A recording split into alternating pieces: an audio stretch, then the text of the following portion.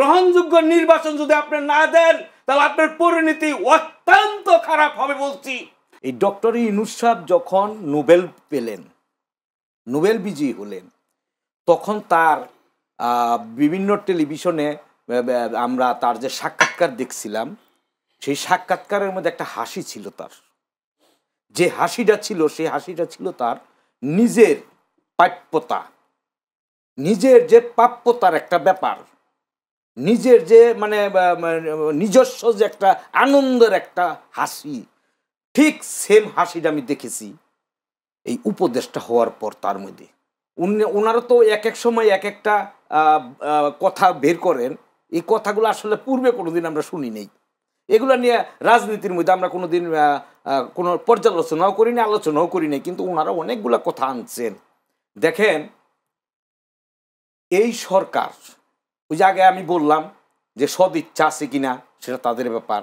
সদিচ্ছা যদি থাকতো তাহলে সর্বদলীয় দেশের মানুষকে একটা কাতারে আনতেন, একটা জায়গায় আনতেন, দেশবাসীকে একত্রিত কইরা, সমস্ত রাজনৈতিক দলগুলোকে একত্রিত কইরা পূর্বে ভুল ভ্রান্তি মাপ করে দিয়ে জনগণের কাছে যদি ছেড়ে দিতেন ভোটের মাধ্যমে।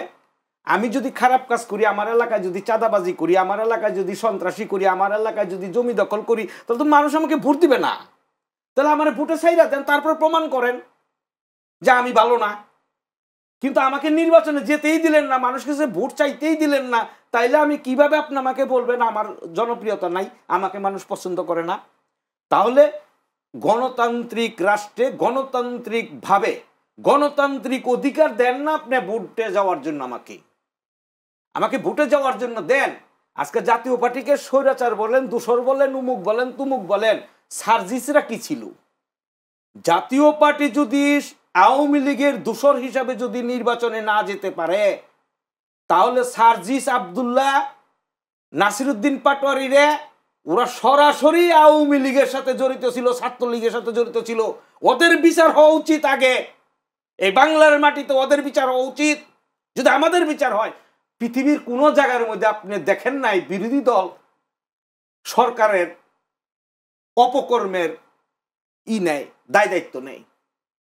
বিরোধী দলের নেতার কাজ কি? সরকারকে ভুল ধরে দেওয়া। হ্যাঁ, আমাদেরকে গৃহপালিত বলছেন, কারণ আমরা সেইভাবে পারি নাই, কারণ আমাদের 300 আসনের মধ্যে 10টা আসন, সবই তো তার আমাদেরকে লাগে না, আমাদের প্রয়োজন নাই, আমাদের কোনো অথরিটির প্রয়োজন নেই, তারা একাই করছে আওয়ামী লীগ। ঠিক আছে, ওকে, আমরা সে জায়গায় ব্যর্থ হয়েছি। তাই বলে তো এই না শেখ হাসিনার সাথে বৈশা 14 দলের সাথে বৈশা আমরা বলছি হেলিকপ্টার দিয়ে মানুষ মারো। আমরা কি বলছি যে গুলি করো? যদি ডকুমেন্টস থাকে, প্রমাণ থাকে, এই ধরনের যদি প্রমাণ থাকে যে আমরা রাষ্ট্রীয় ভাবে দেশের কিলিং যে একটা মিশন হয়েছে সেটার সাথে জড়িত, তাহলে আপনারা বিচার করেন, কোনো সমস্যা নাই, বিচারের জন্য আমরা প্রস্তুত। কিন্তু আপনারা আমাদেরকে শুধু ভোটের জন্য নিজেরা নিজেদের ভোটের বাক্সটা নিজেদের পকেটে নেওয়ার জন্য আপনারা আমাদেরকে নির্বাচন করতে দিবেন না। দেখি না কয়দিন থাকেন নির্বাচন করে, থাকেন না, থাইকে দেন না। আওয়ামী লীগ তো 17 বছর থাকছে, আপনারা থাইকে দেখেন। এই অর্ধেক মানুষ বাদ দিয়া, জাতীয় পার্টি এবং আওয়ামী লীগকে বাদ দিয়া নির্বাচন করে এই দেশে ক্ষমতায় থেকে দেখেন। তবে হ্যাঁ, আমি আগেও যে কথাটা বলছিলাম, এই ডক্টর ইউনূস উনি উপদেষ্টা হয়ে তার 666 কোটি টাকা আগে মওকুফ করছে, তার নামে যত ব্যবসা বাণিজ্য সব নিছে, তার যে সমস্ত আশাকাঙ্ক্ষা গুলা সব সে পূরণ করছে। তারপর আপনি বলবেন, ওই সার্জিসরা বলে আমরা নতুন বাংলাদেশ গড়ব, নতুন বাংলাদেশ বিনির্মাণ করব।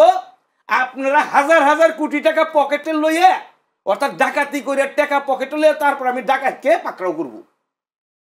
হ্যাঁ, এটা হলো কাজে।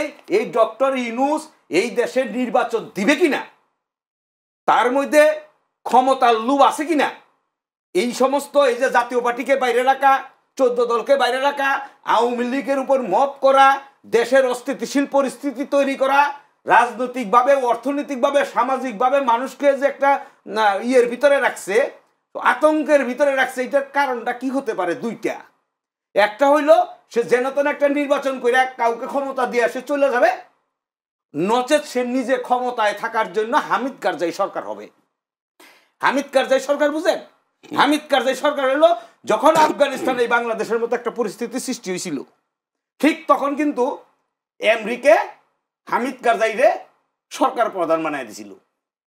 সেই বাংলাদেশ হামিদ কারজাই সরকারের অধীনে এই দেশের পরাধীন হবে কিনা, এই দেশের স্বাধীনতা রক্ষা হবে কিনা, এই দেশের সার্বভৌমত্ব থাকবে কিনা, সেন্ট মার্টিন আপনি দিয়ে দিচ্ছেন, আজকে বিমান কিনেন, উমুক কিনেন, তুমুক কিনেন, আপনি আমেরিকার সাথে একতরফা ব্যবসা করতেছেন, করেন ভালো কথা, কিন্তু বাংলাদেশের মানুষ কি জানে কিভাবে করতেছেন? আপনার কোনো রাইটস নাই সংবিধানে আপনি ব্যবসায়ী চুক্তি করা, আপনি পুট দেওয়া, আপনি বিমান কিনা। আপনার দায়িত্ব হলো একটা নির্বাচন দেওয়া, গ্রহণযোগ্য নির্বাচন দেওয়া। সেই গ্রহণযোগ্য নির্বাচন যদি আপনি না দেন তাহলে আপনার পরিণতি অত্যন্ত খারাপ হবে বলছি।